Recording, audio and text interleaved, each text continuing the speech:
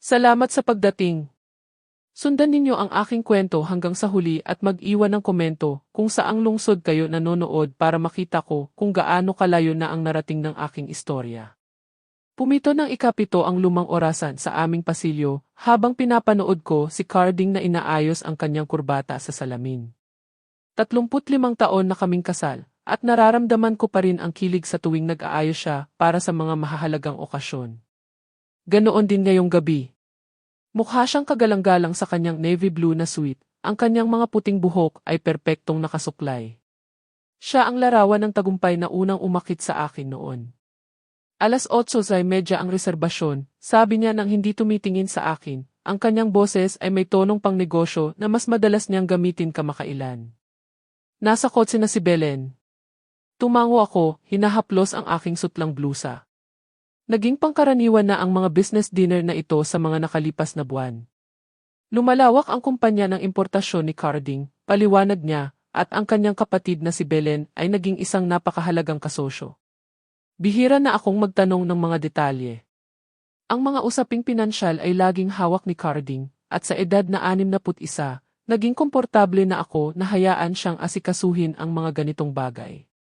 Sa bintana, nakikita ko ang anino ni Belen sa upuan ng pasahero ng Mercedes ni Carding.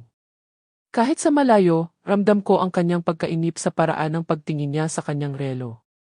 Hindi naging maganda ang pakikitungo sa akin ng aking hipag. Pero kamakailan lang, mas lalo pang lumamig ang kanyang pakikitungo. Maikli at matipid siyang makipag-usap sa akin, tila laging may kinakalkula sa likod ng kanyang maputlang asul na mga mata. Huwag mo na kaming hintayin, dagdag ni Carding, isinuksok ang kanyang telepono sa bulsa ng jacket. Madalas na tumatagal ang mga usapang ito. Siyempre, otomatikong lumabas sa aking bibig. Ilang buwan ko nang sinasabi ang mga katagang iyon para sa mga misteryosong business dinner na hindi ako kasama. Isang bahagi sa akin ang nagtataka kung bakit hindi ako kailanman iniimbitahan, ngunit parang maliit na bagay lang kung itatanong ko pa. Si Carding ay nagtatrabaho ng husto para sa amin, para mapanatili ang magandang buhay na aming binuo sa aming mansyon sa Forbes Park. Dahan-dahang nagsara ang pinto, sinundan ng ugong ng makina ng Mercedes na unti-unting nawawala sa di kalayuan. Bigla, ang aming malawak na tahanan ay naging napakalaki at napakatahimik. Ang tiktak ng lumang orasan ay tila mas malakas ngayon, umaalingaw sa mga silid na puno ng mga antigong kasangkapan at mga litrato ng pamilya na sumasaklaw sa mga dekada ng pinaniniwalaan kong masayang pagsasama. Pumunta ako sa kusina, iniisip na magtimpla ng tsaa bago magbasa ng libro. Ang mga Italian marble na countertop ay kumikinang sa ilalim ng mga ilaw, at lahat ay nasa tamang lugar, eksakto kung paano ito iniwan ng aming kasambahay, si Jessa, bago siya magpahinga sa kanyang kwarto sa itaas ng garahe. 2 buwan pa lang sa amin si Jessa. Ngunit napatunayan niyang napakahalaga niya. Isang tahimik na babae sa kanyang 40 na may mabait at may itim na mata at mga kamay na may kalyo na nagsasabi ng kanyang kasipagan. Siya ay lubos na inirekomenda ng isang ahensya na iminungkahi ni Belen. Halos hindi siya marunong mag-Ingles, o iyon ang aming pinaniniwalaan, ngunit nakikipag-usap siya sa pamamagitan ng mga senyas at ang kanyang trabaho ay nagsasalita para sa kanya. Hindi pa naging ganito kalinis ang bahay. Ang mga pagkain ay tila lumilitaw na parang mahika, at gumagalaw siya sa aming tahanan na parang isang banayad na multo, hindi nakakagambala, laging matulungin. Kukunin ko na sana ang takure nang makarinig ako ng mga yabag sa pasilyo. Lumitaw si Jessa sa pintuan ng kusina, suot pa rin ang kanyang simpleng kulay abo na uniforme, ang kanyang maitim na buhok ay nakatali sa kanyang karaniwang maayos na bon. May dala siyang pamunas, bagaman napansin kong hindi naman siya naglilinis. Magandang gabi, Senora, mahina niyang sabi, pagkatapos ay huminto, sumulyap sa mga bintana kung saan walang laman ang daanan. Ninisan ko siya. Magandang gabi, Jessa. Pwede ka nang magpahinga. Umalis na sila para sa kanilang hapunan. Tumango siya, ngunit sa halip na umalis, nanatili siya sa pintuan, nagpapalit-palit ng bigat sa kanyang mga paa. May kakaiba sa kanyang tindig ngayong gabi, hindi gaanong sunod-sunuran, mas alerto. Ang kanyang mga mata ay patuloy na sumusulyap sa mga bintana na tila tinitiyak na kami ay talagang nag-iisa. Pagkatapos ay ginawa niya ang isang bagay na nagpatindig ng aking mga balahibo. Ibinaba niya ang kanyang pamuna sa isla ng kusina, tumingin ng diretsyo sa aking mga mata, at nagsalita sa perpektong Tagalog na walang anumang punto. Ma'am, huwag ninyong kainin ang sopas na iniwan nila sa ref. Nahulog ang takure mula sa aking mga kamay, kumalansing sa marmol na countertop. Tinitigan ko siya, ang aking isip ay nahihirapang iproseso ang nangyari. Ang tahimik at hindi nagsasalita ng Ingles na kasambahay na kilala ko sa loob ng 2 buwan ay nagbigay ng babala sa perpektong Tagalog. Anong sabi mo? Halos pabulong kong sabi. Lumapit si Jessa, seryoso ngunit hindi masama ang kanyang ekspresyon. Ginang Reyes, kailangan ninyo akong pakinggan ng mabuti. Ang pangalan ko ay Jessa Martinez at matatas akong magsalita ng Ingles at Tagalog. Nagpanggap akong hindi nakakaintindi sa nakalipas na 2 buwan dahil kinuha ako para manmanan kayo. Tila umikot ang silid. Kumapit ako sa gilid ng counter para mapanatili ang aking balanse. Ang puso ko ay kumakabog ng malakas. Manmanan ako. Hindi ko maintindihan. Kinuha ako ng hipag ninyong si Belen sa pamamagitan ng isang ahensya, ngunit hindi ito ang uri ng ahensya na iniisip ninyo. Kalmado ngunit apurado ang boses ni Jessa.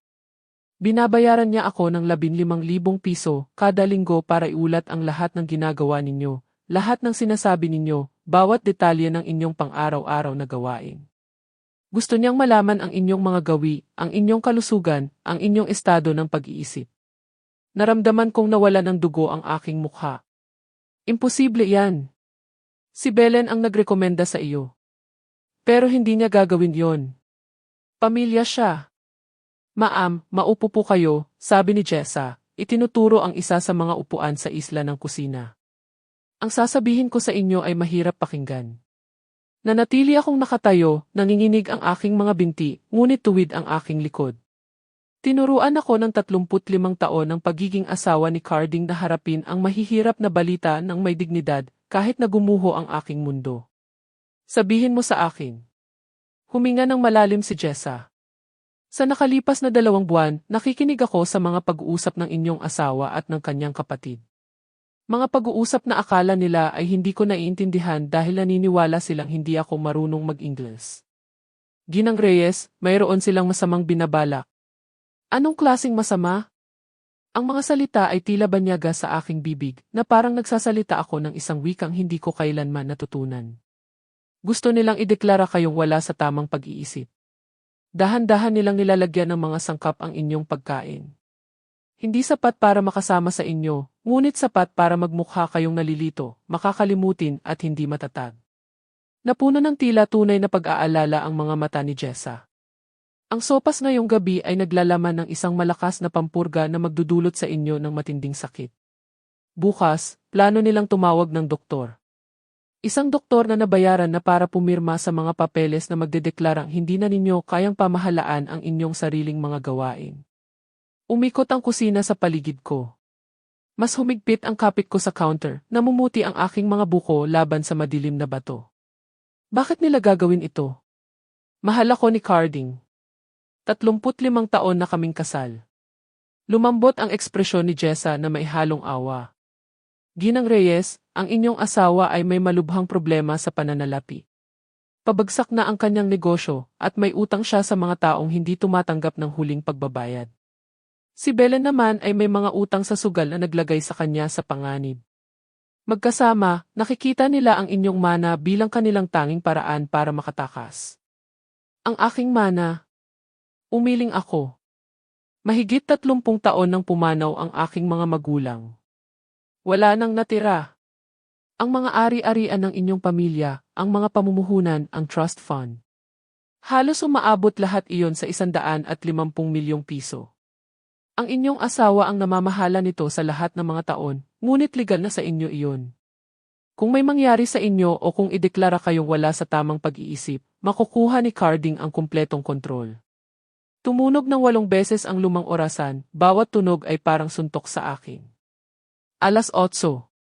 30 minuto na silang wala. Gaano katagal bago sila bumalik? Gaano nakatagal akong nabubuhay sa detalyadong kasinungalingan na ito? Bakit mo sinasabi sa akin ito? Sa wakas ay naitanong ko. Kung si Belen ang kumuha sa iyo para manmanan ako, bakit mo siya ipagkakanulo ngayon? Tumingin si Jessa sa kanyang mga kamay, pagkatapos ay tumingin ulit sa akin. Dahil 2 buwan ko na kayong pinagmamasdan, Ginang Reyes. Mabait kayo sa lahat. Nirerespeto ninyo ako kahit na akala ninyo ay hindi ko kayo naiintindihan. Nag-iiwan kayo ng maliliit na sulat na may mga guhit kapag may gusto kayong ipagawa, at lagi kayong nagsasabi ng pakiusap at salamat kahit na hindi ninyo alam na naiintindihan ko ang mga salitang iyon. Huminto siya, naging mas matatag ang kanyang boses. Pero higit pa doon, nakita ko kung paano nila kayo tratuhin. Ang paraan ng pagbabaliwala ng inyong asawa sa inyong mga opinyon. Kung paano umiirap ang inyong hipag kapag nagsasalita kayo. Ang paraan nila kayong dahan-dahang inilayo sa inyong mga kaibigan. Ang pagkumbinsi sa inyo na hindi ninyo kayang intindihin ang mga komplikadong bagay. Ang ginagawa nila ay hindi lang tungkol sa pera. Ito ay tungkol sa kapangyarihan. At hindi ako magiging bahagi ng pagsira sa isang mabuting tao. Nakatayo ako doon sa aking magandang kusina, napapaligiran ng buhay na akala ko ay perpekto, at napagtanto na lahat ng pinaniniwalaan ko tungkol sa aking pagsasama, sa aking pamilya, sa aking buong pagkatao ay isang maingat na binuong kasinungalingan. Ang sopas sa ref, na balak kong initin para sa isang huling hapunan, ay biglang naging parang isang sandata na nakatutok sa aking puso. Anong gagawin ko? Ang tanong ay lumabas na basag at desperado.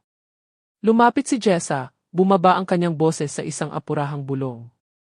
Una, sisiguraduhin nating itatapon ang sopas na iyon kung saan hindi nila malalaman na hindi ito nakain. Pangalawa, sisimulan nating idokumento ang lahat. At pangatlo, Ginang Reyes, kailangan ninyong maintindihan na ito ay simula pa lamang. Ang sinabi ko sa inyo ngayong gabi ay bahagi lamang ng kanilang mga plano. Ang tunog ng mga bato na lumalangit-ngit sa daanan ay nagpatigil sa aming dalawa. Ang mga ilaw ng kotse ay tumama sa mga bintana ng kusina. Bumalik na sila, bulong ni Jessa, agad na bumalik sa kanyang sunod-sunurang tindig. Kumilos kayo ng normal. Huwag ninyong ipahalata na may nagbago. Habang naririnig ko ang pamilyar na tunog ng susi ni Carding sa pinto sa harap, napagtanto ko na ang buong buhay ko ay biglang nagbago. Ang lalaking minahal at pinagkatiwalaan ko sa loob ng 35 taon, ang hipag na tiniis at sinubukang pasayahin, sila ay hindi lamang mga estranghero, sila ang aking mga kaaway. Kumusta ang restaurant? Tanong ko kay Carding habang isinasabit niya ang kanyang Amerikana sa aparador sa pasilyo. Ang aking boses ay nakakagulat na matatag kahit na nanginginig ang aking mga kamay sa ilalim ng isla ng kusina kung saan hindi niya ito makikita. Ayos lang, sagot niya ng walang paliwanag, niluluwagan ang kanyang kurbata. Produktibong pagpupulong. Dapat ka nang magpahinga, Anita. Mukha kang pagod. Dumaan si Belen sa kanya, patungo sa sala, ang kanyang mga takong ay kumakalansing sa marmol na sahig. Mahabang araw bukas, dagdag niya. Nabanggit ni Carding na baka gusto mong magpatingin kay E.T. Harrison tungkol sa mga problema mo sa memorya. Mga problema sa memorya. Tumalon ang puso ko. Wala akong nabanggit na anumang problema sa memorya sa kanila. Ayos lang naman ang pakiramdam ko. Siyempre naman, mahal, ang tono ni Carding ay mapangmaliit sa paraang hindi ko napansin noon. O marahil, tinanggap ko na lang ito bilang normal. Pero mas mabuti na ang nag-iingat, hindi ba? Nagpalitan sila ng tingin na tumagal ng kaunti. Noong nakaraan, ipagwawalang bahala ko ito bilang komunikasyon ng magkapatid. Ngayon, tila puno ito ng kahulugan na nagsisimula ko palang maintindihan. Mukhang kakain ako ng mushroom soup bago matulog, sabi ni Carding, papunta sa kusina. Mahabang araw bukas, at kailangan ko ng isang bagay na magpapakalma sa aking tiyan. Naku, mabilis kong sabi, naubos ko na kanina. Mas gutom ako kaysa sa inaakala ko. Isa pang tingin ang nagdaan sa pagitan nila, mas matalim ngayon. Ang perpektong pagkakagawa ng kilay ni Belen ay bahagyang kumunot. Lahat, tanong ni Carding. Halos puno pa ang lalagyan. 2 beses kong ininit. Alam mo naman ako kapag kinakabahan akong mag-isa. Pilit akong tumawa na kahit sa aking pandinig ay walang laman. Siguro bukas ko ito mararamdaman. Ang ekspresyon ni Carding ay naging relax na ngayon na kinikilala ko bilang kasiyahan. Kung gayon, siguraduhin mong uminom ka ng maraming tubig. Ang food poisoning ay nakaka-dehydrate. Food poisoning. Ang kaswal na paraan ng pagkakasabi niya nito ay nagpasama sa aking tiyan. Inaasahan nilang magkakasakit ako ng malubha bukas. Malamang ay na-schedule na nila ang pagbisita sa doktor kasabay ng aking inaasahang pagdurusa. Aakyat na ako, sabi ko, papunta sa hagdanan. Magandang gabi. Magandang gabi, mahal, tawag ni Carding sa akin. Ang kanyang boses ay mainit sa kung ano ang naiintindihan ko ngayon bilang pananabik. Nakarating ako sa aking silid-tulugan at isinara ang pinto bago bumigay ang aking mga binti. Napaupo ako sa gilid ng aking kama, suot pa rin ang sutlang blusa at perlas na isinuot ko kanina, noong ang pinakamalaki kong alalahanin ay kung mapapansin ni Carding na nagpaayos ako ng buhok. Ngayon, ang mga alalahanin na iyon ay tila katawa-tawa kumpara sa katotohanan na ang aking asawa at hipag ay aktibong nagpaplano laban sa akin. Isang mahinang katok sa aking pinto ang nagpatigil sa akin. Ginang Reyes, boses ni Jessa, bumalik sa nag-aalangan at may puntong Ingles na kanyang pinagbuti. Nagdala po ako ng mga bagong tuwalya. Tuloy. Pumasok si Jessa na may dalang mga tuwalya na halatang props lang. Pumunta siya sa aking banyo at narinig ko ang mahinang tunog ng mga linen na inaayos. Nang lumabas siya, itinuro niya ang banyo at tahimik na sinabi, doon tayo mag-usap. Buksan ang tubig. Sumunod ako sa kanya sa banyong may marmol na dati kong kanlungan. Binuksan ni Jessa ang mga gripo sa lababo at sa malaking bathtub, lumilikha ng sapat na ingay para maitago ang aming pag-uusap. Naniwala sila, bulong niya tungkol sa sopas. Pero ngayon, mas malaki ang problema natin. Narinig ko silang nag-uusap pagbalik nila. Anong sinabi nila? In-adjust nila ang kanilang plano. Si Ilky Harrison, ang doktor na kanilang sinuhulan. Pupunta siya dito bukas ng hapon. Sasabihin nila sa kanya na kakaiba ang kilos mo, nakakalimot at may mga episode. Kapag sinuri ka niya at hindi ka may sakit mula sa sopas na inaasahan nila, sasabihin nilang nasa lucid interval ka, pero ang kondisyon mo ay degenerative. Hinawakan ko ang gilid ng marmol na lababo. Pwede ba talaga nilang gawin yon? Ipadeklara akong incompetent base sa opinyon ng isang doktor. Sa tamang dokumentasyon. At Ginang Reyes, mayroon silang dokumentasyon. Ilang buwan nang name-make si Belen ng mga medical records. May kaibigan siyang nagtatrabaho sa isang kumpanya ng medical records, isang taong may utang sa sugal na nangangailangan ng pera. Gumawa sila ng isang buong peking kasaysayang medikal para sa iyo. Ang magandang banyo ay biglang parang isang kulungan. Ang mga salamin ay sumasalamin sa aking maputlang mukha mula sa iba't ibang anggulo. Ipinapakita sa akin ang isang babae na mukhang 61 taong gulang na at higit pa. Talaga bang naging bulag ako sa mga nangyayari sa paligid ko? Mayroon pa, patuloy ni Jessa, lalong bumaba ang kanyang boses, tungkol sa kung bakit ako partikular na kinuha ni Belen. Anong ibig mong sabihin? Hindi ako random na pinili mula sa isang ahensya. Hinanap ako ni Belen dahil sa aking background. Bago ako naging kasambahay, nagtrabaho ako para sa isang private investigation firm. Alam ko kung paano mag-install ng surveillance equipment, kung paano kumopya ng mga dokumento, kung paano mangalap ng ebidensya nang hindi napapansin. Nanghina ang aking mga tuhod. Surveillance equipment sa sarili kong tahanan. Maliliit na kamera sa mga common areas. Mga listening device sa iyong silid-tulugan at study. Ilang linggo ka na nilang nire-record, naghihintay ng mga sandali na maaari nilang kunin sa labas ng konteksto para gamitin laban sa iyo. Ang pagkadulas kapag masyado kang mabilis na tumayo ay nagiging ebidensya ng mga problema sa neurological. Ang pagkalimot kung saan mo inilagay ang iyong salamin sa pagbasa ay nagiging patunay ng pagkawala ng memorya. Ang paglabag ay mas malala pa sa anumang naranasan ko. Hindi lamang ang pagkawala ng privacy, kundi ang kalkuladong kalupitan nito. Pinapanood nila ako na parang isang spesimen, kinakatalogo ang aking mga sandaling pantao para gamitin bilang mga sandata. Pero kung alam mo kung paano gawin ang mga bagay na ito, dahan-dahan kong sabi, ibig sabihin ba nito ay kaya mo ring tanggalin ang mga ito?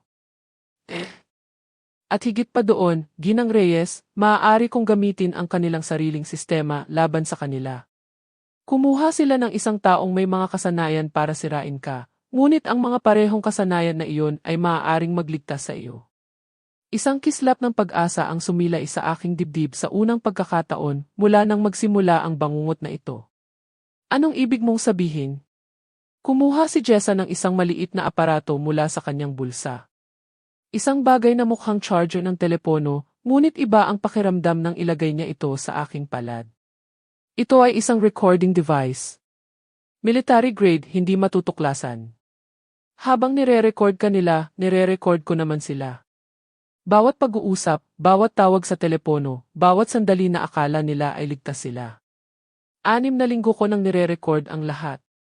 Mayroon akong ebidensya kung saan inaamin ni Belen ang pamimeke ng mga medical records, si Carding na tinatalakay kung paano i-access ang iyong mga bank account, at pareho silang nagpaplano kung paano ka ipapasok sa institusyon. Mayroon akong mga tawag sa telepono kasama ang korap na doktor, mga pag-uusap sa peking medical records, at maging mga pagtatalo kung paano hahatiin ang iyong mana kapag nakuha na nila ang kontrol. Ang tubig ay patuloy na umaagos, isang tuloy-tuloy na ingay na parang tanging matatag na bagay sa aking nagbabagong mundo. Bakit hindi mo sinabi sa akin kaagad? Dahil kailangan ko ng sapat na ebidensya para maging ganap na sigurado na mapipigilan natin sila ng tuluyan. Ang 1 o 2 recording ay maaaring baliwalain o ipaliwanag. Pero ang mayroon ako ngayon, tumigas ang mga mata ni Jessa sa determinasyon, ang mayroon ako ngayon ay sisira sa kanila. Ano sa tingin nila ang inire-report mo kay Belen? Eksakto kung ano ang gusto nilang marinig. Na mabilis kang nanghihina, nagiging nalilito at makakalimutin.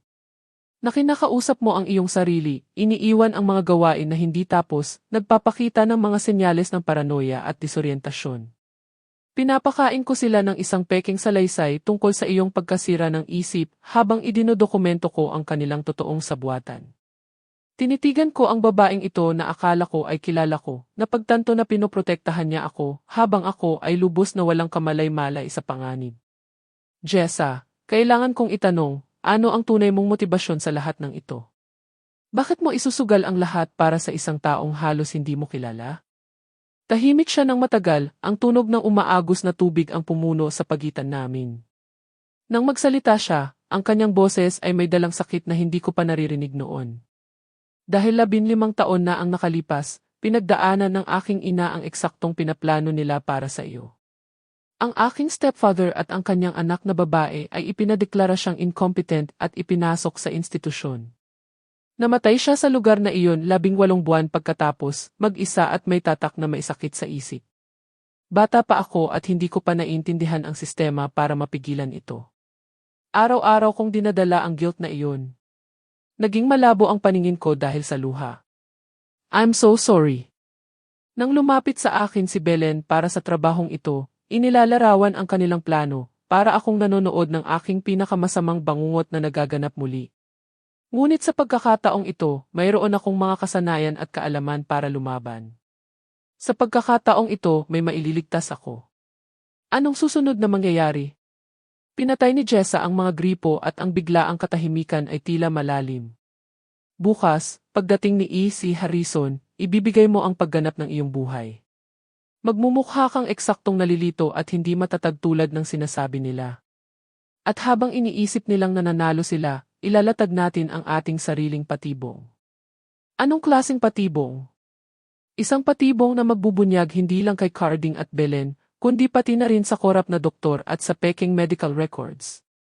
Isang patibong na titiyak na haharap sila sa malubhang mga kasong kriminal at hindi na kailanman makakapanakit sa iyo o sa sinuman. Habang naghahanda kaming umalis sa banyo, marahang hinawakan ni Jessa ang aking braso. Ginang Reyes, kailangan ninyong maintindihan ang isang bagay. Ang gagawin natin ay magbabago sa lahat. Ang inyong pagsasama, ang inyong relasyon sa pamilya, marahil ang inyong buong buhay. Handa ba kayo para doon? Inisip ko ang 35 taon na ginugol ko sa pagtitiwala kay Carding, ang maingat na paraan na sinubukan kong makuha ang pag-apruba ni Belen, ang tahimik na buhay na binuo ko sa pagiging isang sumusuportang asawa. Sa isang lalaki na tingin sa akin ay isang bank account na may tibok ng puso. Nagbago na ang buhay ko, mahina kong sabi. Ngayon, kokontrolin ko na lang ito. Ngunit habang pabalik kami sa aking silid-tulugan, arehong bumabalik sa aming mga ensayadong papel, bilang ginang ng bahay at sunod-sunurang kasambahay. Hindi ko maiwasang isipin na bukas ay magdadala ng mga revelasyon na mas nakakagulat pa kaysa sa mga natuklasan ngayong gabi. Dahil kung handa sina Carding at Belen na gawin ito, anong iba pang mga sikreto ang kanilang itinatago? At gaano kalalim talaga ang sabuatan na ito? Dumating ang kinaumagahan na may mapanlinlang na normalidad. Ang sikat ng araw ay tumago sa mabibigat na kortina ng aming silid-tulugan, nag-iiwan ng mga pamilyar na pattern sa Persian rug na nagpapalamuti sa aming sahig sa loob ng mahigit 2 dekada. Halos hindi ako nakatulog, ang aking isip ay puno ng lahat ng isiniwalat ni Jessa. Ngunit pinilit ko ang aking sarili na sundin ang aking karaniwang gawain. Hindi dapat maghinala si Carding na may nagbago. Natagpuan ko siya sa breakfast nook na nagbabasa ng dyaryo habang umiinom ng kanyang kape sa umaga. Tumingin siya nang pumasok ako at may nahuli akong ekspresyon sa kanya, isang mapanuring pagtatasa na tila sinusukat niya ang temperatura ng aking isip. Magandang umaga, mahal, sabi niya, ang kanyang tono ay maingat na neutral. Kumusta ang pakiramdam mo? Medyo pagod, sagot ko na totoo naman. Masama ang pakiramdam ng tiyan ko kagabi. Sa tingin ko hindi hiyang sa akin ang sopas na iyon. Ang kanyang mga mata ay naging mas matalas, bagaman sinubukan niyang itago ito sa likod ng pag-aalala. Naku, nakakalungkot naman. Baka dapat nating ipatingin ka kay E.K. Morrison. Si E.K. Morrison ang aming family physician sa loob ng 15 taon. Isang mabait na tao na talagang nagmamalasakit sa kanyang mga pasyente. Hindi tulad ng korap na si E.K. Harrison na inayos nilang suriin ako ngayong hapon. Sigurado akong lilipas din ito, maingat kong sabi. Lumitaw si Belen sa pintuan, nakabihis na sa isa sa kanyang mamahaling business suit. 3 linggo na siyang nanunuluyan sa amin, kunwari habang nire-renovate ang kanyang bahay. Ngayon naiintindihan ko na ang tunay na dahilan ng kanyang pinalawig na pagbisita. Kailangan niyang narito para masaksihan mismo ang aking di umano ipagkasira ng isip. May balita ba mula kay E.C. Harrison tungkol mamayang hapon? Tanong niya kay Carding, hindi man lang nag-abalang hinaan ang kanyang boses. Ang kaswal na paraan ng pagtalakay niya sa aking medical appointment nang hindi ako kasama sa usapan ay nagsasabi ng lahat. Darating siya ng 3:00, sagot ni Carding, pagkatapos ay bumaling sa akin na may peking pag-aalala. Mahal, nag-ayos ako para sa isang espesyalista na suriin ka. Si E.K. Harrison ay lubos na inirerekomenda para sa mga cognitive assessment. Ang paraan ng pagkakasabi niya ng key cognitive assessments ay nagpatindig ng aking mga balahibo. Hindi na nila itinatago na ito ay tungkol sa aking pisikal na kalusugan. Ito ang simula ng kanilang plano na ideklara akong wala sa tamang pag-iisip. Kailangan ba talaga yan? Tanong ko, hinahayaan ang isang tono ng pagkalito na pumasok sa aking boses. Ayos lang naman ang pakiramdam ko, medyo masama lang ang pakiramdam. Mas mabuti ng sigurado, malumanay na sabat ni Belen. Sa ating edad, hindi natin pwedeng baliwalain ang mga ganitong bagay. Sa ating edad, si Belen ay 57, 4 na taong mas bata sa akin. Ngunit nagsasalita siya na parang pareho kaming matanda na at nanghihina, samantalang sa katotohanan ay nasa mabuting kalusugan ako o bago ko malaman na nilalason ako ng aking mga pinakamalapit na kamag-anak. Pagkatapos ng almusal, pumunta ako sa aking study, isang maliit na silid sa tabi ng pangunahing pasilyo na laging naging aking pribadong kanlungan. Bihira itong pasukan ni Carding, binabaliwala ang aking mga libro at sulat bilang mga interes ng babae na hindi karapat-dapat sa kanyang atensyon. Ngayon, iniisip ko kung ang pagbabaliwala na iyon ay isang estratehiya, isang paraan upang mapanatili akong nakahiwalay sa mga gawain na hindi magbabanta sa kanyang kontrol. Nagpapanggap akong nagbabasa ng mahinang kumatok si Jessa at pumasok dala ang kanyang mga gamit sa paglilinis. Sa sinumang nanonood, nagpupunas lang siya ng alikabok sa mga bookshelf, ngunit nang magsalita siya, halos hindi marinig ang kanyang boses. Na-access ko ang kanilang mga email account kagabi, bulong niya nang hindi tumitingin sa akin, ang kanyang mga kamay ay mabilis na gumagalaw sa mga mahogany shelves. Ang nahanap ko ay mas malala pa sa inaakala natin. Sumikip ang dibdib ko. Paano pa ito lalala? Nakapili na sila ng isang pasilidad, ang Bridgewood Manor, mga 2 oras sa hilaga mula rito. Ito ay isang pribadong psychiatric hospital na dalubhasa sa mga mahihirap na kaso. Mga mayayamang pamilya na gustong mawala ng tahimik ang mga problemadong kamag-anak. Nanginginig ang libro sa aking mga kamay. Mawala. Ginang Reyes. Ang mga pasyenteng ipinapasok sa Bridgewood sa ilalim ng mga ganitong sitwasyon ay bihirang makalabas. Minimal ang pangangalaga, walang oversight, at ang mga staff ay binabayaran ng malaki para magbulag-bulagan. Nagwire na si Carding ng deposito na 2 milyong piso para masiguro ang iyong lugar. 2 milyong piso. Mas malaki pa ang ginastos niya sa aking posibleng pagkakakulong kaysa sa kinikita ng karamihan sa isang taon, at ginawa niya ito gamit ang perang technically ay akin. Ang malupit na kabalintunaan ay hindi nawala sa akin. Mayroon pa, patuloy ni Jessa, lalong bumaba ang kanyang boses. Nakahanap ako ng sulat sa isang abogado tungkol sa pag-update ng iyong huling habilin. Kapag naideklara ka ng incompetent, si Carding ang magkakaroon ng power of attorney. Ang unang bagay na plano niyang gawin ay baguhin ang iyong huling habilin para iwan ang lahat sa kanya, na may mga probisyon para kay Belen. Maingat kong ibinaba ang libro, natatakot na baka masira ko ito sa dalawa. Paano ang mga recording na ginagawa mo? Mapipigilan ba natin ito? Pero kailangan nating mahuli sila sa akto. Sa ngayon, mayroon tayong conspiracy, fraud, at attempted abuse of an elderly person. Ngunit gusto kong mahuli sila sa akto ng medical fraud at bribery. Pagdating ni E.C. Harrison, kailangan kong gawin mo eksakto ang sasabihin ko. Anong gusto mong gawin ko? Lumipat si Jessa para punasan ang ilawan malapit sa aking upuan. Lumapit siya para direktang makapagsalita sa aking tainga. Kapag sinuri ka niya, magmumukha kang eksaktong nalilito at disoriented tulad ng sinasabi nila. Ngunit sasabihin mo rin ang mga partikular na bagay, mga bagay na magpapatunay na pinipilit ka. Anong klaseng mga bagay? Sasabihin mong may nakikita kang mga taong wala doon, ngunit ilalarawan mo sila sa paraang magiging malinaw na tinuturuan ka lang. Makakalimutan mo ang mga kamakailang pangyayari, ngunit maaalala mo ang mga luma na may kahina-hinalang kalinawan. At higit sa lahat, magtatanong ka kay G.C. Harrison ng mga tanong na magpipilit sa kanya na isiwalat na na-brief na siya tungkol sa iyong kaso bago ka pa niya suriin. Mapanganib ang plano, ngunit nakikita ko ang lohika. Kung mapapatunayan namin na si E.C. Harrison ay may paunang diagnosis, mailalantad namin ang buong sabuatan. Paano kung mas maingat siya? Kung gayon, mayroon tayong mga backup plan. Nag-install ako ng mga micro-camera sa silid na ito at sa sala kung saan niya gagawin ang kanyang pagsusuri. Lahat ay i-record. At, Ginang Reyes, huminto siya sa kanyang pagpupunas, saglit na nagtama ang aming mga mata. Nakipag-ugnayan na rin ako sa isang totoong doktor, si Yves Sarachen, isang neurologist na may utang na loob sa akin. Pumayag siyang magsagawa ng isang independyenteng pagsusuri sa iyo bukas, kung mapipigilan natin ang planong pagdukot ngayon. Pagdukot? Ang salita ay parang suntok sa akin. Iyon pala ito. Isang planadong kidnapping gamit ang otoridad medikal bilang takip. Kung magtagumpay ang kanilang plano, sapilitan akong ipapasok sa isang institusyon kung saan baka hindi na ako makita muli. Gaano nakatagal nilang pinaplano ito, tanong ko. Base sa mga email na nahanap ko, halos 6 na buwan na. Nagsimula ito nang mas lumala ang pagbagsak ng negosyo ni Carding.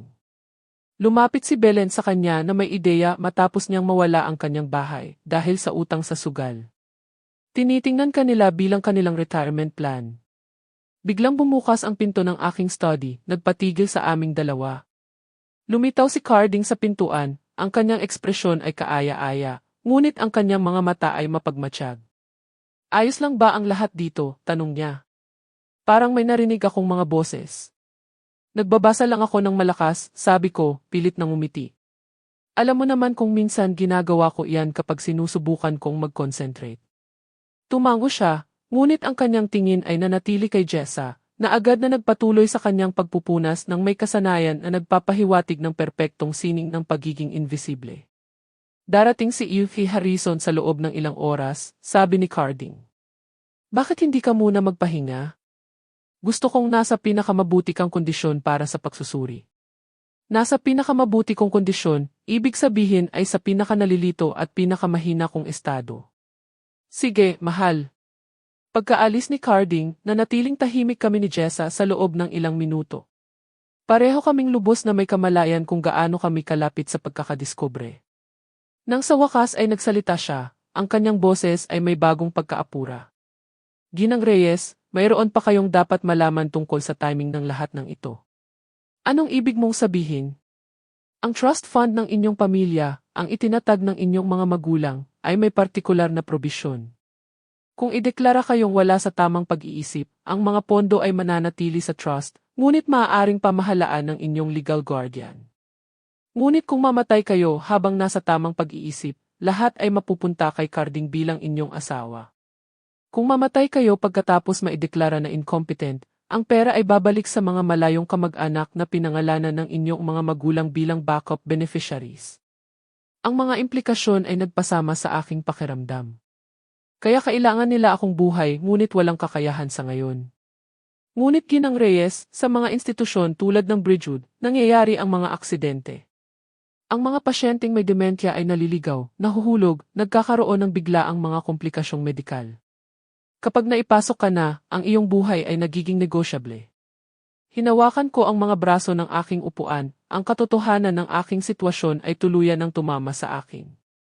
Hindi lang ito tungkol sa pera o kontrol. Ito ay tungkol sa aking kaligtasan. Hindi lang pinaplano ni na Carding at Belen na nakawin ang aking mana. Pinaplano nilang tuluyan akong alisin, dahan-dahan lang para maiwasan ang hinala. Kailangan natin silang pigilan ngayon, sabi ko, ang aking boses ay mas matatag kaysa sa aking nararamdaman. Ano man ang mangyari, gagawin natin, pangako ni Jessa. Ngunit Ginang Reyes, kapag tapos na ito, kapag nalantad na sila at nahaharap sa mga kasong kriminal, magbabago ang buong buhay ninyo. Handa ba kayong mawala ang lahat ng nakasanayan ninyo sa nakalipas na 35 taon? Tumingin ako sa paligid ng aking study, sa mga librong aking kinolekta, sa mga litrato ng pinaniniwalaan kong masayang pagsasama, sa komportabling buhay na binuo ko sa kung ano ang alam ko ngayong pundasyon ng mga kasinungalingan. Pagkatapos ay inisip ko ang alternatibo, ang mawala sa isang institusyon kung saan ako ay nasa awa ng mga taong tingin sa akin ay isang kumikitang problema na kailangang pamahalaan. Nawala na sa akin ang lahat, mahina kong sabi. Ngayon, sisiguraduhin ko lang na magbabayad sila sa pagkuha nito.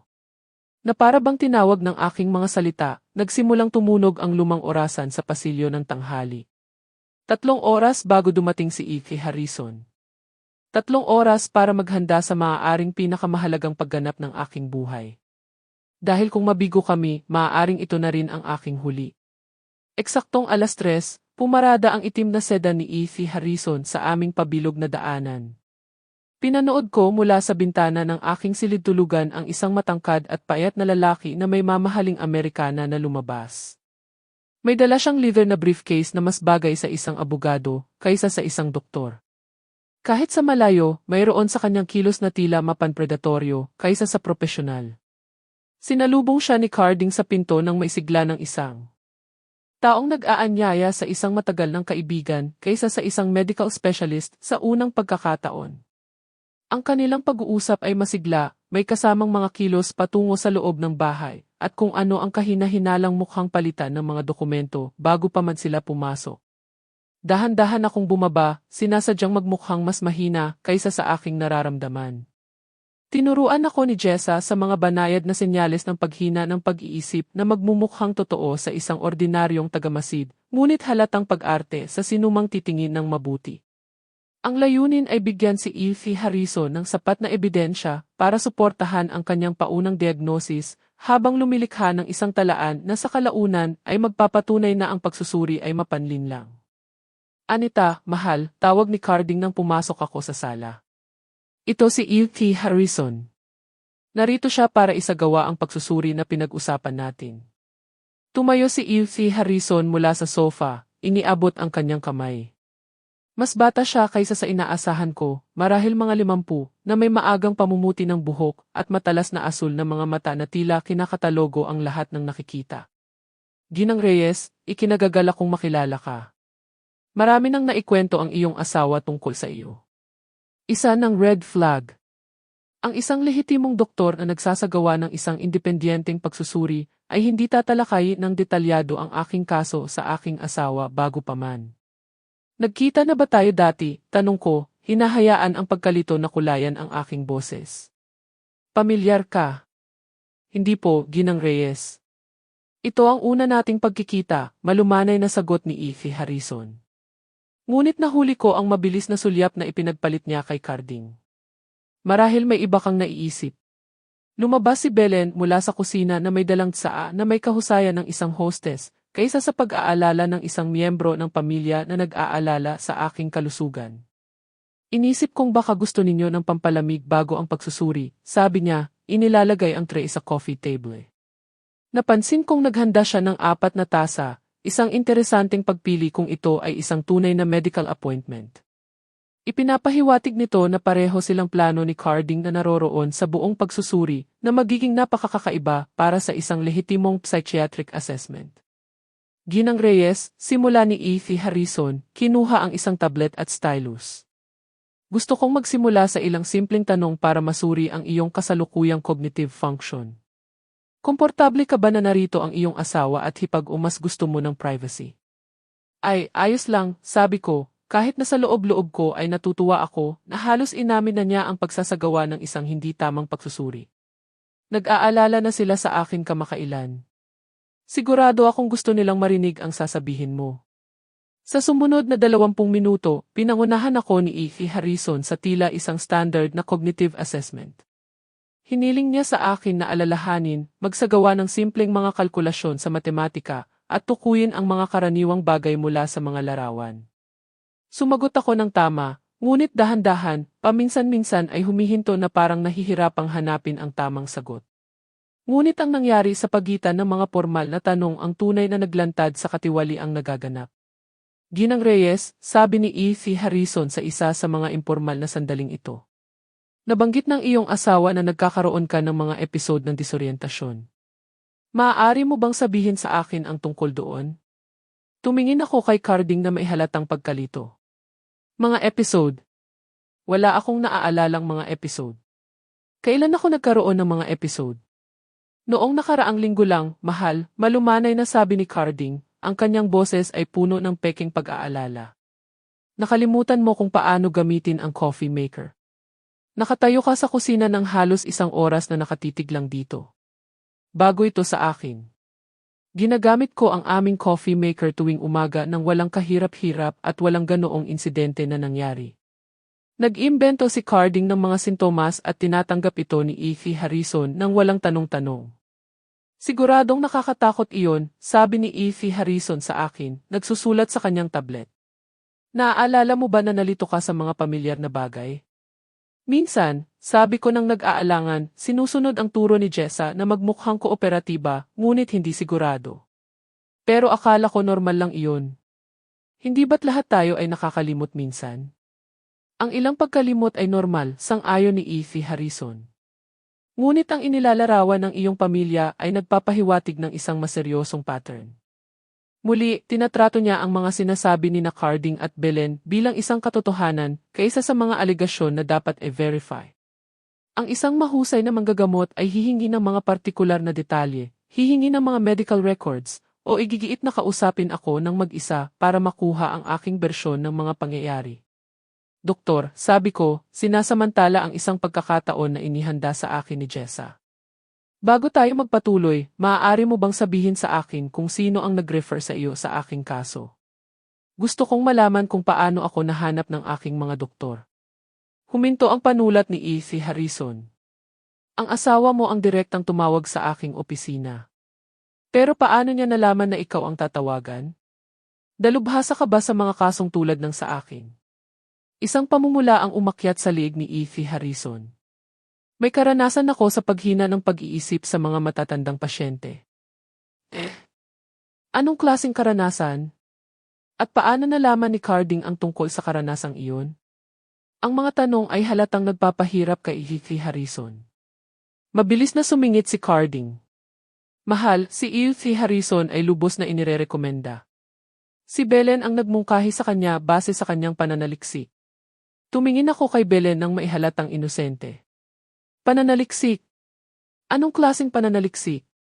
Mga medical directory, maikling sabi ni Belen. Mga online review. Mga karaniwang ginagawa ng mga tao kapag naghahanap ng mga espesyalista. Ngunit hindi pa ako tapos. Inihanda ako ni Jessa para sa sandaling ito. Doktor, bago mo ako suriin pa, maaari mo bang sabihin sa akin ang tungkol sa iyong mga pamantayan sa pagsusuri? Gusto kong maintindihan kung ano ang iyong hinahanap. Sumulyap ulit si E.V. Harrison kay Carding, isa pang malinaw na senyales. Ang isang lehitimong manggagamot ay masayang ipapaliwanag ang kanyang proseso sa isang pasyente. Ginang Reyes, ang pagsusuri ay kinabibilangan ng maraming salik. Cognitive testing, behavioral observation, family history. Mahalaga ang family history, sang-ayon ko. Anong partikular na family history ang ginagamit mo? Dahil dapat kong banggitin na pareho kong magulang ay nabuhay hanggang sa kanilang 80 at na walang paghina ng pag-iisip. Ang aking lola ay matalas ang isip hanggang sa mamatay siya sa edad na 73. Totoo ito at direktang sumasalungat sa anumang genetic predisposition sa maagang demensya na maaaring subukan nilang i-claim. Nagsulat pa si E.V. Harrison, ngunit nakikita kong nahihirapan siyang ipasok ang aking tunay na family history sa anumang salaysay na ibinigay ni Carding at Belen. Minsan ang mga kondisyong ito ay maaaring lumitaw ng walang genetic predisposition, sa wakas ay sabi niya. Siyempre, sagot ko. Ngunit sa mga ganitong kaso, hindi ba't gusto mo munang alisin ang iba pang mga sanhi? Mga environmental factor, interaksyon ng gamot, depression, kakulangan sa bitamina. Napakaraming reversible na sanhi ng mga sintomas ng cognitive. Halata na ang pagkailang ni E.C. Harrison. Ang isang pasyente na nagtatanong sa kanyang kahusayan ay hindi dapat makapag-abala sa isang mahusay na manggagamot, ngunit ang kanyang paunang konklusyon ay hinahamon ng mga hindi maginhawang katotohanan. Muling sumingit si Carding. Mahal, hayaan na nating tapusin ng doktor ang kanyang pagsusuri. Ayaw nating sayangin ang kanyang mahalagang oras. Ang pariralang mahalagang oras ay tumama sa akin bilang makabuluhan. Ipinapahiwatig nito ang isang pinansyal na arrangement kaysa sa isang propesyonal na konsultasyon. Itinago ko ang obserbasyong iyon para sa huli. Siyempre, sabi ko, ngunit doktor, isa pang tanong. Dahil napakaraming iba't ibang sanhi ang paghina ng pag-iisip, ano ang iyong standard protocol para sa pag-alis ng mga magagamot na kondisyon? Pagsusuri sa dugo, brain imaging, pagsusuri sa gamot. Maaaring ayusin ang mga pagsusuring iyon kung kinakailangan, malabong sabi ni E.V. Harrison. Kung kinakailangan, hindi ba't dapat kailangan ang mga iyon bago gumawa ng anumang tiyak na diagnosis? Ang katahimikan na sumunod ay nagsasabi ng lahat. Ang isang lehitimong manggagamot ay masiglang sasang-ayon na mahalaga ang komprehensibong pagsusuri. Ang pag-aatubili ni E.C. Harrison na mangako sa tamang mga medikal na pamamaraan ay naglantad na wala siyang intensyon na magsagawa ng isang masusing pagsusuri.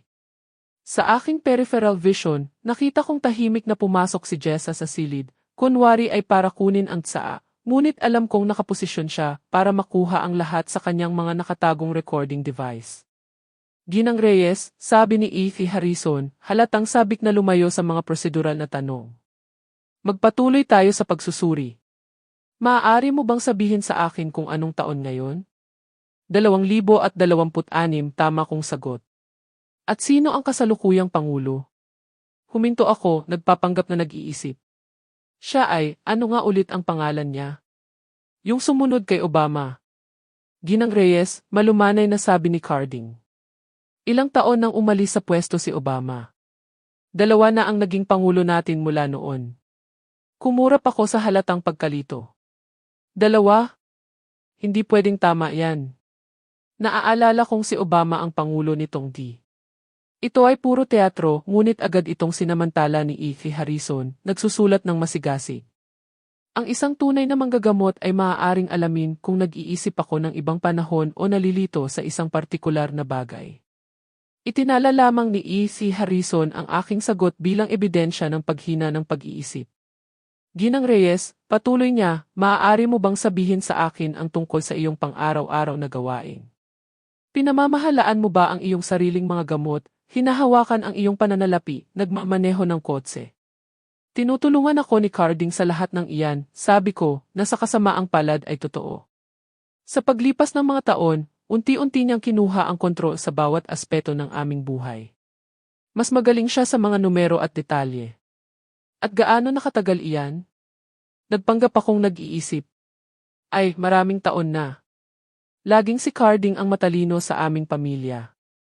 Tumango si Evie Harrison nang may pag-apruba, na para bang ang kontrol sa pananalapi ng aking asawa ay ebidensya ng aking kawalan ng kakayahan, kaysa sa isang potensyal na red flag para sa pang-aabusong pinansyal. Habang nagpapatuloy ang pagsusuri, nagsimula kong maintindihan ang buong saklaw ng sabwatan. Hindi lang ito tungkol sa pamimeke ng ilang dokumento o panunuhol sa isang doktor. Lumikha sila ng isang buong peking salaysay tungkol sa aking estado ng pag-iisip, kumpleto sa mga gawa-gawang insidente, maling representasyon ng dinamika ng pamilya, at isang paunang konklusyon na magbibigay katwiran sa aking agarang pagpapasok sa institusyon. Ngunit nagkamali sila. Minamaliit nila ang aking talino at ang aking determinasyon na mabuhay. Habang naghahanda si Evie Harrison na tapusin ang kanyang pagsusuri, alam kong ang susunod na ilang minuto ang magpapasya kung gugugulin ko ang natitirang bahagi ng aking buhay bilang isang malayang babae o mawawala sa bangungot ng Bridgewood Manor. Ginang Reyes, sabi ni Evie Harrison, isinasara ang kanyang tablet ng may kahulugan. Base sa aking pagsusuri ngayon, naniniwala akong nakakaranas ka ng malaking paghina sa pag-iisip na nangangailangan ng agarang propesyonal na interbensyon. Ang mga salitang iyon ay parang isang hatol ng kamatayan. Sabik na sumandal si Carding habang pinananatili ni Belen ang kanyang maskara ng nag-aalalang miyembro ng pamilya, kahit na nakikita ko ang kasiyahan sa kanyang mga mata. Anong klaseng interbensyon, tanong ko, hinahayaan kong bahagyang manginig ang aking boses.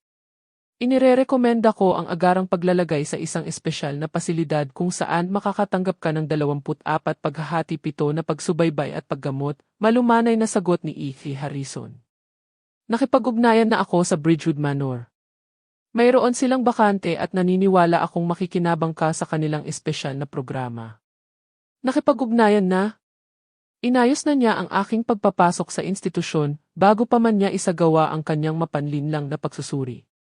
Ang kapangahasan nito ay nakamamangha. Ngayon, tanong ko na may halatang pagkalito. Pero hindi ko maintindihan.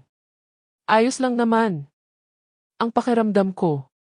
Hindi ba pwedeng uminom na lang ako ng gamot? Ginang Reyes, malumanay na sabi ni Carding, hinawakan ang aking kamay.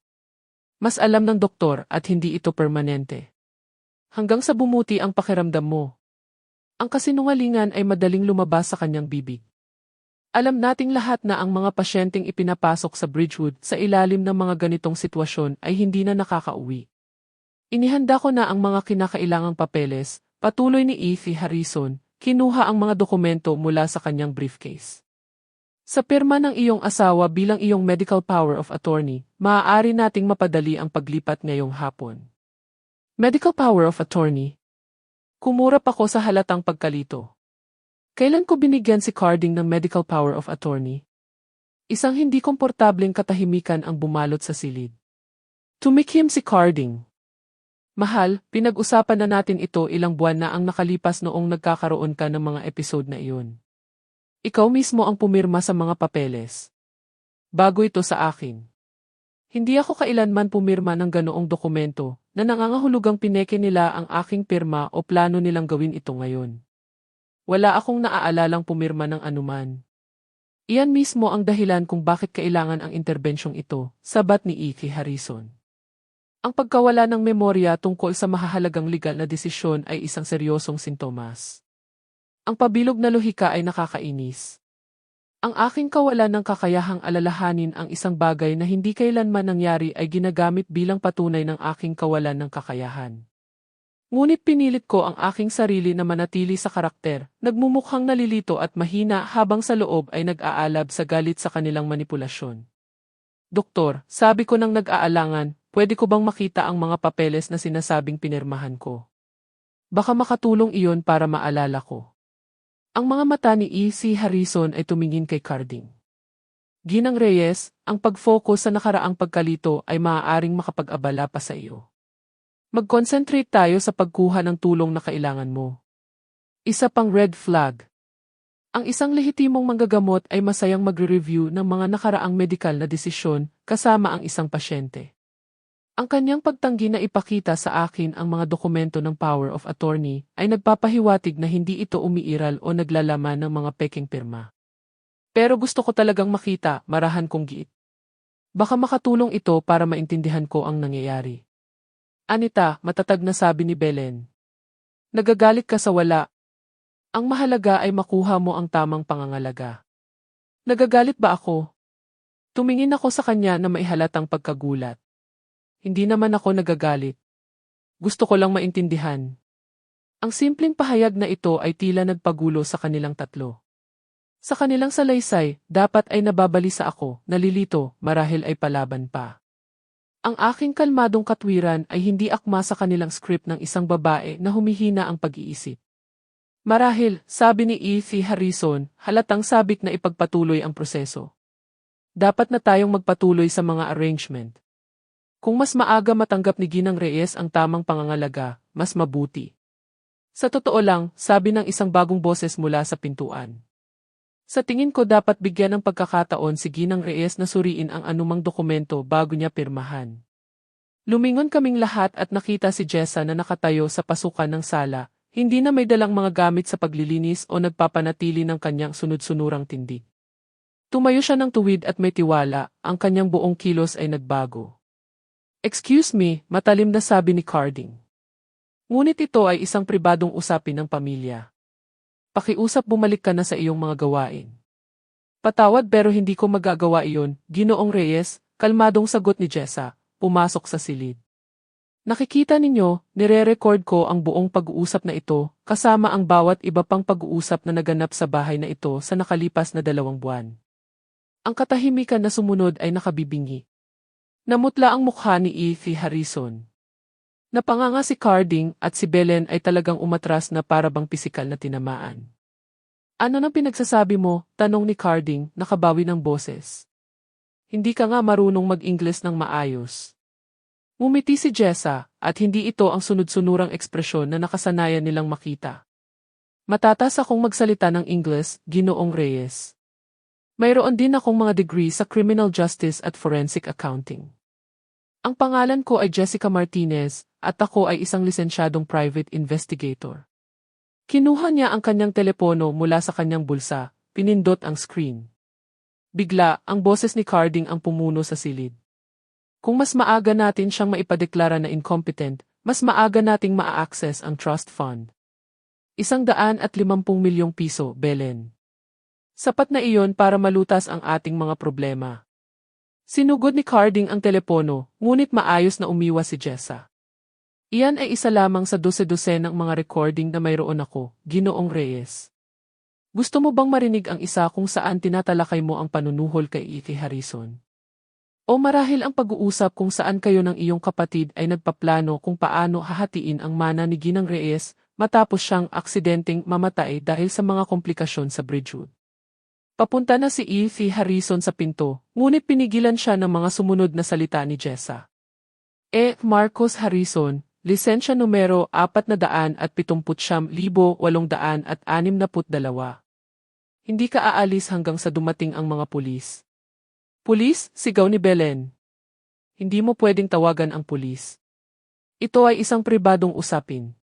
Ang conspiracy to commit fraud, elder abuse, forgery of medical documents, at attempted kidnapping ay hindi mga pribadong usapin, sagot ni Jessa. At E.F. Harrison, dapat kong banggitin na naipasa ko na ang mga kopya ng lahat ng aking mga recording sa State Medical Board. Ang iyong lisensya para mag-practice ng medisina ay babawiin sa katapusan ng linggo. Ang mukha ni E.F. Harrison ay naging kulay abo. Ito ay entrapment. Hindi mo pwedeng gamitin ang mga recording na ginawa ng walang pahintulot. Sa totoo lang, pwede, putol ni Jessa sa kanya. Ang Pilipinas ay isang one-party consent state, at binigyan ako ni Ginang Reyes ng pahintulot na mag-record ng mga pag-uusap sa kanyang sariling tahanan. Lahat ng nakuha ko ay perpektong katanggap-tanggap sa korte. Dahan-dahan akong tumayo, tinatanggal ang mga huling bakas ng aking nalilito at mahinang pagkilos. Sorpresa, sabi ko kina Carding at Belen, ang aking boses ay matatag at malinaw. Nire-record ko rin kayo. Kinuha ko mula sa aking blusa ang maliit na recording device na ibinigay sa akin ni Jessa. Bawat pag-uusap, bawat konsultasyong medikal, bawat sandali na akala ninyo ay ligtas kayong planuhin ang aking pagkawasak, narito lahat. Ang mukha ni Carding ay dumaan sa iba't ibang emosyon. Pagkabigla, galit, takot, at sa wakas ay isang bagay na mukhang paghanga. Alam mo, mahina niyang sabi. Alam mo pala sa simula pa lang. Alam kong ninanakawan mo ako, sagot ko. Alam kong nagsisinungaling ka sa akin. Alam kong nilalason mo ako ng mga pampakalma na nakabalag kayo bilang mga bitamina. Ngunit hindi ko alam na pinaplano mo akong ipapatay sa isang psychiatric facility hanggang kahapon. Ipapatay? Tumawa si Belen ng matinis. Huwag kang magdrama, Anita. Tinutulungan ka lang namin. Tulong? Humarap ako sa kanya ng buo. Belen, mayroon akong mga recording kung saan tinatalakay mo kung gaano katagal karaniwang namamatay ang mga pasyente sa Bridgewood Manor. Niresearch mo ang average life expectancy at kinakalkula kung gaano katagal ka maghihintay para magmukhang natural ang aking pagkamatay. Ang tingin ng purong pagkamuhi na dumaan sa kanyang mukha ay mas tapat kaysa sa anumang ekspresyon na nakita ko sa kanya sa loob ng maraming taon. Wala kang ideya kung ano ang ginawa mo, sabi ni Carding, ang kanyang boses ay mababa at mapanganib. Akala mo ba ay basta-basta mo na lang sisirain ang ating pamilya, guguluhin ang ating buhay? Ang ating pamilya? Tumawa ako at walang halong katuwaan. Carding, tumigil ka ng maging pamilya ko noong nagpasya kang mas mahalaga akong patay kaysa buhay. Kayo ay mga kriminal at ang mga kriminal ay humaharap sa mga kahihinatnan. Ang tunog ng mga sirena sa di kalayuan ay nagpatakbo kay Effie Harrison patungo sa pinto, ngunit handa si Jessa para sa kanya. Tumayo siya sa kanyang daanan at nang sinubukan niyang itulak siya, hinawakan niya ang kanyang pulso at ipinilipit ito sa kanyang likod ng may propesyonal na kahusayan. Sinabi ko na sa iyo, kalmado niyang sabi habang namimilipit siya sa kanyang pagkakahawak. Hindi ka aalis. 3 sasakyan ng pulis ang pumarada sa aming daanan, sinundan ng isang ambulansya, at kung ano ang mukhang isang hindi markadong sedan ng detective. Sa mga bintana sa harap, nakikita ko ang mga opisyal na papalapit sa bahay ng may determinasyon. Ginang Reyes, sabi ng nangungunang opisyal nang buksan ni Jessa ang pinto. Ako si Detective Rodriguez. Nakatanggap kami ng ulat tungkol sa elder abuse at medical fraud na kasalukuyang nagaganap. Tama po iyon, sagot ko, ang aking boses ay nakakagulat na matatag para sa isang taong ang buong buhay ay biglang nagulo. Naniniwala akong gusto ninyong kausapin muna si Effie Harrison. Sinusubukan niya akong ipasok ng peke sa isang psychiatric facility. Habang sinisimula ng mga opisyal na basahin ang mga karapatan at maglagay ng mga posas, pinanood ko ang 35 taon ng pagsasama na gumuho sa aking harapan. Patuloy na tumitingin sa akin si Carding na para bang hindi siya makapaniwala na naisahan ko siya. Umiiyak si Belen, hindi dahil sa pagsisisi, kundi sa galit dahil nahuli. Hindi pa ito tapos, sabi ni Carding habang dinadala siya ng mga opisyal patungo sa pinto. Pagsisisihan mo ito, Anita. Wala ka kung wala ako. Tinitigan ko siya sa huling pagkakataon. Carding, mayroon akong isang bagay na hindi mo kailanman naintindihan ang halaga. Mayroon akong dignidad. Mayroon akong kalayaan. At ngayon, mayroon akong hustisya. Habang nawawala ang mga sasakyan ng pulis sa kahabaan ng Magnolia Drive, kasama ang aking asawa, hipag, at ang korap na doktor, nakatayo ako sa aking pasilyo sa tabi ng babaeng nagligtas sa aking buhay.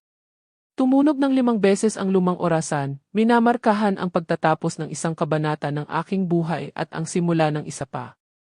Anong susunod na mangyayari, tanong ko kay Jessa. Ngayon, sabi niya, ang kanyang propesyonal na kilos ay lumambot sa isang bagay na mukhang tunay na pagkakaibigan. Ikaw ang magpapasya kung sino talaga si Anita Reyes kapag malaya na siyang gumawa ng sarili niyang mga desisyon. 6 na buwan ang lumipas, nakatayo ako sa parehong sala kung saan sinubukan ni Effie Harrison na sirain ang aking buhay. Ngunit nagbago na ang lahat. Wala na ang mabibigat na velvet na kortina na iginiit ni Carding, pinalitan ng mga magaan na puting linen na hinahayaang pumasok ang sikat ng araw sa bawat sulok. Ang mga nakakasakal na antigong kasangkapan ay idinonate sa charity, pinalitan ng mga komportableng piraso na ako mismo ang pumili. Ang unang mga kasangkapan na binili ko sa loob ng mahigit 3 dekada. Ang pagbabago ng aking tahanan ay sumasalamin sa pagbabago ng aking buhay. Ginang Reyes, sabi ng aking abogada, si Sarah Chen, habang ibinababa ang kanyang briefcase sa salamin na coffee table na pinili ko, dahil hindi ito katulad ng mabigat na mahogany na gusto ni Carding. Nasa akin na ang mga huling ulat sa sentensya. Umupo ako sa aking bagong paboritong armchair, isang malambot na asul na piraso na nakaharap sa mga bintana sa halip na sa telebisyon na laging kontrolado ni Carding. Si Jessa, o Jessica, tulad ng tawag ko sa kanya ngayon, ay nakaupo sa malapit, hindi na aking empleyado, kundi aking business partner at pinakamalapit na kaibigan. Nakatanggap si Carding ng 15 taon para sa fraud, conspiracy, at attempted murder, patuloy ni Sarah. Napatunayan ng prosekusyon na sistematiko niyang kinukuha ang iyong trust fund sa loob ng 10 taon, kumukuha ng halos 40 milyong piso para sa kanyang mga bagsak na negosyo at utang sa sugal. 40 milyong piso. Pera na inipon at ininvest ng aking mga magulang, umaasang magbibigay ito ng seguridad sa kanilang anak. Sa halip, pinondohan nito ang mga kasinungalingan ni Carding at ang adiksyon ni Belen, habang ako ay nabubuhay sa isang maingat na budget, naniniwalang nagtitipid kami ng aming mga yaman. Nakatanggap si Belen ng 12 taon, patuloy ni Sarah. Ang kanyang kooperasyon sa prosekusyon ay nakatulong na malantad ang mas malaking network. Tila hindi ito ang unang pagkakataon na nakilahok siya sa mga elder abuse scheme. Matagal na siyang gumagawa ng mga katulad na panloloko sa mga mayayamang biyuda, ginagamit ang kanyang mga social connection para makalapit sa mga mahihinang babae. Tumango ako, hindi nagulat. Ang kahusayan ni Belen sa manipulasyon ay nagpapahiwatig ng malawak na karanasan. At si E.T. Harrison, 20 taon at ang kanyang lisensyang medikal ay permanenteng binawi. Pinagsipikan niya ang mga competency evaluation para sa hindi bababa sa 100 iba pang biktima sa nakalipas na 5 taon. Iniimbestigahan pa rin ng SBA ang buong saklaw ng kanyang mga operasyon. 20 taon ay tila angkop para sa isang taong binaluktot ang tiwala na dapat umiral sa pagitan ng doktor at pasyente. Kasama sa kanyang mga biktima ang mga matatandang babae tulad ko, ngunit pati na rin ang mga may kapansanan na gustong ipasok sa institusyon ng kanilang mga pamilya para sa kaginhawahan, at maging ang ilang kaso na may kaugnayan sa mga alitan sa mana, kung saan kailangang mawala ang mga hindi maginhawang kamag-anak. Finalized na rin ang mga civil settlement, dagdag ni Sarah, kumuha ng isa pang set ng mga dokumento. Sa pagitan ng mga nakatagong asset ni Carding, mga insurance policy ni Belen, at mga malpractice claim laban sa practice ni E.T. Harrison, makakabawi ka ng humigit kumulang 60 milyong piso bukod pa sa iyong orihinal na mana. 60 milyong piso, kabayaran para sa mga taon ng pang-aabuso, manipulasyon at pagtatangkang pagpatay. Tila surreal na maglagay ng halaga sa pagtataksil, ngunit ang pera ay magsisilbi sa isang mas mabuting layunin kaysa sa hustisya. Popondohan nito ang hinaharap na malaya ko ng pipiliin. May isa pa, sabi ni Sarah, naging seryoso ang kanyang ekspresyon. Nakipag-ugnayan sa akin kahapon ang abogado ni Carding. Gusto niyang mag-ayos ng isang pagpupulong. Hinding-hindi, agad na sabi ni Jessica. Hindi kailangang isailalim ni Ginang Reyes ang sarili sa mas maraming manipulasyon. Pinag-isipan ko ito sandali. 6 na buwan na ang nakalipas, ang pag-iisip na harapin si Carding ay nakakatakot sa akin. Ngayon, tila hindi na ito kailangan. Ano pa kaya ang gusto niya? Ayon sa kanyang abogado, gusto niyang humingi ng tawad. Sinasabi niyang ang bilangguan ay nagbigay sa kanya ng perspektibo sa ginawa niya sa iyo. Tumawa ako, isang tunog na nagulat pa rin sa akin sa kalayaan nito. Si Carding ay hindi humihingi ng tawad. Nag-i-estratehiya siya. Malamang ay umaasa siya ng mas mababang sentensya o maagang parol. Sabihin mo sa kanyang abogado na si Anita Reyes ay masyadong abala sa kanyang buhay para mag-aksaya ng oras sa kanyang mga pagsisisi. Nagsulat si Sarah, napangiti sa aking sagot. Sa mga nakalipas na buwan, pinanood niya akong mag-evolve mula sa isang biktima tungo sa isang taong tumatangging maliitin ng mga inaasahan ng iba. Pagkaalis ni Sarah, tahimik kaming naupo ni Jessica, pinapanood ang liwanag ng hapon na naglalaro sa aming nagbagong espasyo. Ang babaeng nagligtas sa aking buhay ay naging higit pa sa aking inaakala. May balita ako, sa wakas ay sabi ni Jessica, kinuha ang kanyang sariling set ng mga dokumento. Ang Martinez Reyes Investigative Agency ay opisyal na nakatanggap ng lisensya kahapon. Ang aming negosyo, isang private investigation firm na dalubhasa sa elder abuse at financial fraud, ay sa wakas opisyal na. Ang kadalubhasaan ni Jessica, kasama ng aking malalim na pag-unawa kung paano gumagalaw ang mga predator na ito, ay makakatulong na protektahan ang iba pang mga mahihinang tao mula sa aking naranasan. Ang una nating kaso, tanong ko. Isang 73 taong gulang na babae sa Maynila. Dahan-dahan siyang inilalayo ng kanyang anak at manugang at kinokontrol ang kanyang pananalapi. Ang pattern ay kapareho ng ginawa ni Carding at Belen sa iyo. Ang pamilyar na galit ay sumiklab sa aking dibdib, ngunit hindi na ito walang magawang galit. Ito ay gatong para sa pagkilos. Kailan tayo magsisimula? Bukas, kung handa ka na. Tumingin ako sa paligid ng aking maliwanag at maaliwalas na sala, sa mga litrato ng aking mga magulang na kinuha ko mula sa imbakan at ipinakita sa unang pagkakataon sa loob ng maraming dekada. Inisip ko ang babaeng ako 6 na buwan na ang nakalipas. Nalilito, nakahiwalay, dahan-dahang nilalason ng mga taong nagsasabing mahal ako. Pagkatapos ay inisip ko ang babaeng naging ako. Malinaw ang isip, may layunin, at determinado na protektahan ang iba mula sa mga katulad na kapalaran. Handa na ako, sabi ko. Nang gabing iyon, naghanda ako ng hapunan sa aking kusina. Isang simpleng pagkain na ako ang pumili, nagluto, at nagtimpla ayon sa aking panlasa. Walang mga nakatagong pampakalma, walang misteryosong sakit sa tiyan pagkatapos, pagkain lamang na nagpapalusog sa halip na kumukontrol. Habang inaayos ko ang mesa para sa isa, pinagnilayan ko kung gaano kalaki ang nagbago sa aking kahulugan ng kalayaan. 6 na buwan na ang nakalipas, ituturing kong ebidensya ng kabiguan ang pagkain ng mag-isa, patunay na pinalayas ko ang mga taong mahalaga.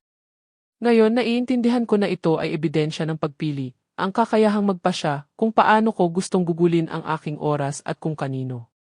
Tumunog ang doorbell habang tinatapos ko ang aking pagkain. Binuksan ko ito at nakita ang isang delivery driver na may hawak na napakalaking baukwet ng sunflowers, ang aking paboritong bulaklak, kahit na laging iginigiit ni Carding na mas elegante ang mga rosas. Ang card ay nagsasabing, "Congratulations sa iyong bagong negosyo. Marami kang maililigtas na buhay. With love and admiration, J. Sarah Chen." Si E. Chen, ang neurologist na nagsagawa ng isang tunay na pagsusuri sa aking cognitive function, na nagpapatunay na ako ay nasa tamang pag-iisip at hindi kailanman nagpakita ng anumang senyales ng demensya. Ang kanyang testimonya ay naging mahalaga sa pagtiyak ng mga conviction ni Carding at Belen. Inayos ko ang mga sunflower sa isang kristal na florera na pag-aari ng aking ina. Inilagay ko ito sa mesa sa silid kainan kung saan tinatamaan ito ng mga huling sinag ng araw. Ang kanilang maliliwanag na mukha na nakaharap sa liwanag ay tila isang metapora para sa direksyon na tinahak ng aking buhay. Laging umaabot sa init at paglago, hindi na nakakulong sa anino. Kinagabihan, naupo ako sa aking study, ang silid na dating aking kanlungan mula sa kontrol ni Carding at ngayon ay simpleng aking opisina na. Binuksan ko ang aking laptop at nagsimulang isulat ang mission statement ng aming ahensya. Madaling dumaloy ang mga salita habang inilalarawan ko ang aming pangako na protektahan ang mga mahihinang matatanda mula sa pang-aabusong pinansyal at pagsasamantala. Nag-buzz ang aking telepono dahil sa isang text mula kay Jessica. Ipinagmamalaki kong maging partner mo sa bagong pakikipagsapalaran na ito. Bukas, sisimulan na nating magligtas ng mga buhay. Umiti ako at nag-reply. Bukas, sisimulan na nating mabuhay. Habang papalapit ako sa pagtulog, inisip ko ang 73 taong gulang na babae sa Maynila na hindi pa alam na darating ang tulong. Bukas, sisimulan namin ni Jessica ang gawain ng paglalantad sa kasakiman ng isa pang pamilya at pagprotekta sa isa pang mahinang tao mula sa uri ng sistematikong pang-aabuso na aking dinanas. Ang siklo ay magtatapos sa amin. Isang kaso sa isang pagkakataon, isang nailigtas na buhay sa isang pagkakataon. Ngayon, gusto kong malaman ang tungkol sa iyo na nakinig sa aking kwento. Ano ang gagawin mo kung ikaw ang nasa aking kalagayan? Naranasan mo na ba ang isang bagay na katulad nito? Mag-comment sa ibaba. Samantala, iniiwan ko sa huling screen ang 2 iba pang mga kwento na paborito ng channel at tiyak na magugulat kayo. Salamat sa panonood hanggang sa dulo.